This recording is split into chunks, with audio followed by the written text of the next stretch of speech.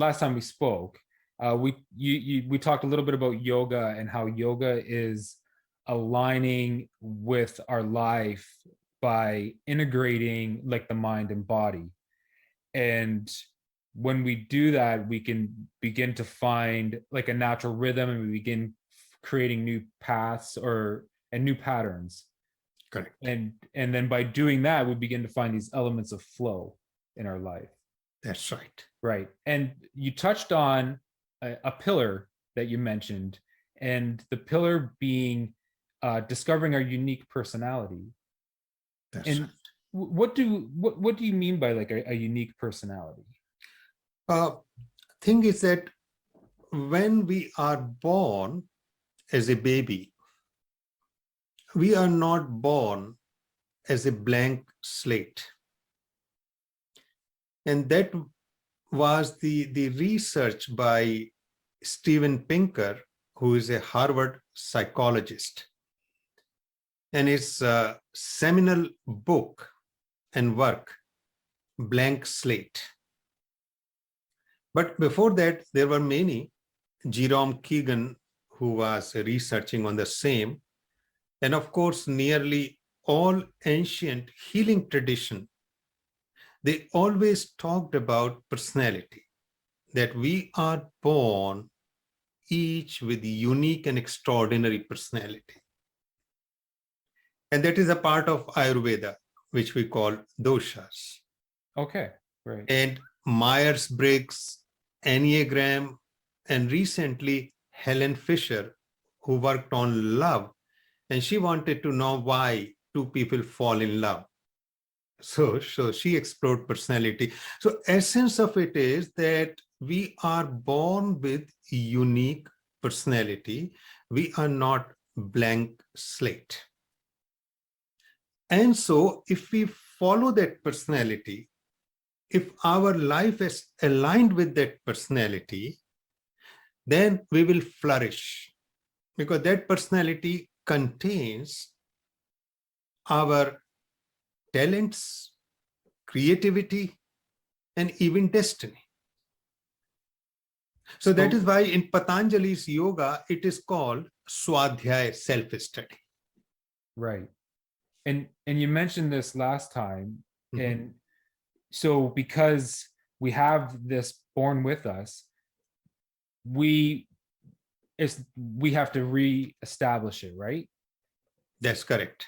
And that's where conditioning can disconnect us from that original personality. Yes.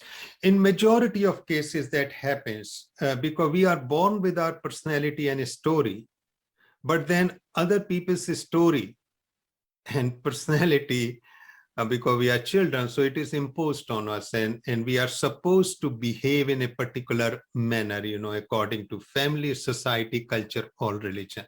So in majority, it is buried underneath. An idea is to become aware of it and bring it on surface and let it express itself. So what I would say then, what are the components you look at to discover it? Because then we have to rediscover it, right? That's correct. So what would we look at? Thing is, this personality, although is buried, but it is sending constant signals. Mm. And those signals appear in the form of flow. So when we are doing a particular thing, then we feel good about it. We become very natural. It's a high energy state. We are creative. Other things which we do, that doesn't happen. And that is a signal that in those moments, we were aligned with our personality. So the idea is how to discover it, to become mindful or become aware of ourselves when we are doing different activities of daily life. Walking, going to sleep, writing, talking, bathing, responding to the world, our emotions, our thoughts. And that will start giving us clue. Oh yeah, I'm aligned with this. I'm aligned with that. And once we almost isolate those activities, follow those activities, this personality will expand, because then we are stripping away non-essential. So whether education or job or partnership or relationship, whatever is there. So that is one way. And that is why it is called self-study. I'm studying myself, my life, my body, my emotions, my mind. So being aware, Yes, being present is going to be, it's going to help us with that. that's right. And then is there other elements, or is it just being that, like maybe journaling, something like that could help reflect? Well, think it, this is one way. And the second way, we can take the help of a questionnaire. Right. Yeah. And Because, yeah, well, so the questionnaire would be, I've came across some on the internet, and I've also took yours, but I would say for common people that have searched into this before, searching doshas and stuff, you may find certain questionnaires on the internet, right? that's But correct. yours was a lot different from what I found on the internet. Yeah. And Uh, yeah, the reason being there's so much misinformation on internet. And my interest became very deep into it because I wanted to discover my personality when I was going through a lot of health problems, including emotional problems in my life. And that was at the age of 39. So I stumbled upon it, I followed it, and I found that I was changed in a very big way. My life was changed. It became much more healthy and I was more happy. So I looked into it and refined because I wanted to share and teach. And because I have, my background is medical, so naturally I put it together with the neurosciences, neurobiology, and then I started teaching it. And over 10 years, more and more refinement, more and more accurate. So it became more precise. what would be a couple of the questions as an example, or what are a couple of the components of that you look at? Yeah, the most important questions are number one, how you respond to the stress. Because what happens in stress, our veneer is gone, and something which is already there natural in us comes, because that is the nature of the stress. We cannot pretend anymore. Whatever, whosoever we are, that comes out. So that is number one. Second is our natural inclination, whether we are creative or we are action taker or we are caretaker. So that will also decide. And the third part is pulse or heart rate. If we are not taking any medication which may alter it. So these three questions are vital, but there are approximately 7 to 10 more questions. Right. Because these three questions decide what kind of mind and body we have. And that is going to establish one of these pillars for our yoga and discovering ourselves and aligning to where we were.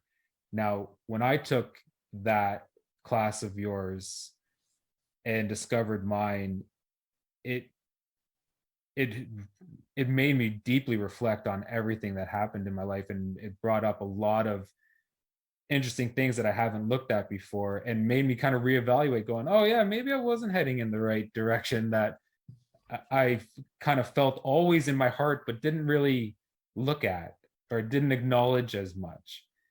That's right. What are some practices to self-study then that can align kind of following this? If we find out our dosha or how we're picking out those moments, what are some ways? Is it simply just being present and being aware? That's right. And not only being aware, but focusing more on those activities and doing them more frequently. Because the life energy in me wants to express itself in the world through this personality, because it's all about life. Mhm. But because of the external influences or restraints or control, life energy is not able to express. So once I start expressing through my personality, because I'm allowing it to do that, then we have to do it, closely, do those activities and more frequently. So by and by, what will happen, that part of the body and brain, which is natural to me, will start expanding. If someone, like, I know of a couple friends who would say, well, I don't really know what I like. I know there's, I don't know where to begin and or to find my yoga or find, would you say discovering your personality, that's where would you rate that? Is that like something that we need to look at first? Absolutely, because as I mentioned, in all ancient healing traditions, everybody talked about that once you know about yourself in terms of self-knowledge, then you can decide how much to sleep, how much to exercise, the kind of food is good for us, kind of work or relationship or clothes, or what kind of house is even good, and what kind of yoga, meditation, or breathing will be appropriate. So, for example, in my case, I was a pediatrician, not at all an appropriate profession for me because it exhausted me. I was not creative in it. But then I changed to energy healing, acupuncture, and later on yoga, and instantly there was a profound change. Creativity was just flowing. And also it guided me how to plan my self-care, my lifestyle.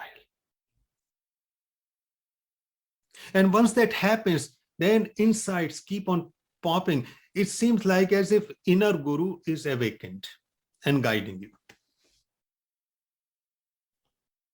So there's a bunch of elements here that by just discovering our personality, we begin to incorporate everything from food to clothes to, would work fall in that as well? Yes.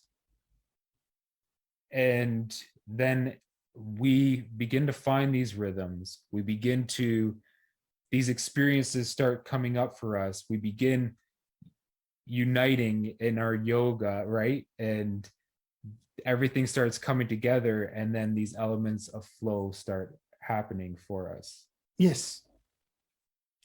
How, I know you have experienced flow and a lot of these alignments. How many people have you worked with after discovering their personality? Has their life changed? Um, I will say their number will be in hundreds. Wow. It is not a few because I'm teaching for the last 25 years. I would be, Thousands. yeah, and I would be one to you add to that list, that's for sure. Well, I want to thank you for today's questions and answering them. And I just want to let everybody know that Jivasu teaches this in through your classes. You're still teaching this within your Somata fullness, correct? It's always the part of any teaching of ours. Right.